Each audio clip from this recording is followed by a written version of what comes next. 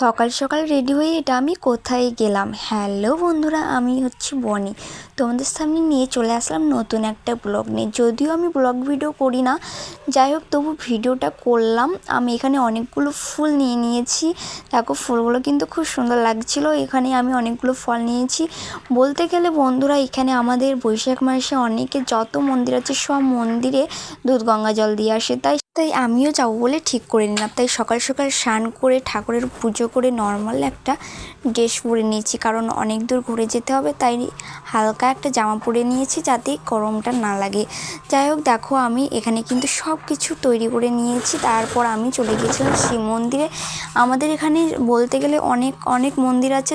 সব মন্দিরের ভিডিও যদিও দিতে পারিনি, তবে যে মন্দিরটাতে আমরা গিয়েছিলাম সেটা ছিল একটা আশ্রম।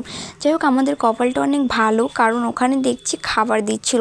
তাই সব মন্দির ঘুরে শেষে এই মন্দিরে অনেকেই আসে। যাই হোক আমরা চলে এসেছিলাম এই মন্দিরে। দেখো আমাকে ভাত দিয়ে দিয়েছে। আশ্রমের খাবার খেতে আমার তো খুব ভালো লাগে। তোমাদের কেমন লাগে অবশ্যই কমেন্টে জানিও।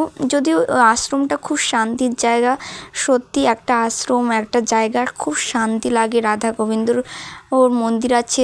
দেখো এখানে মন্দিরটা খুব সুন্দর। এখানে নামযজ্ঞ হয়, এখানে অনেক অনেক পুজো হয়। খুব ভালো একটা জায়গা, আমার তো খুব ভালো লেগেছে। তোমরা আসলেও বুঝতে পারবে। এখানে যে বৈষ্ণবগুলো ছিল সত্যি বলতে ওরা খুবই ভালো ছিল, আর ওদের হাতের রান্না তো আমার খুব ভালো লাগে। আমি ব্লগটা কিন্তু আজ এখানেই শেষ করলাম। সবাই ভালো থেকো। রাধে রাধে।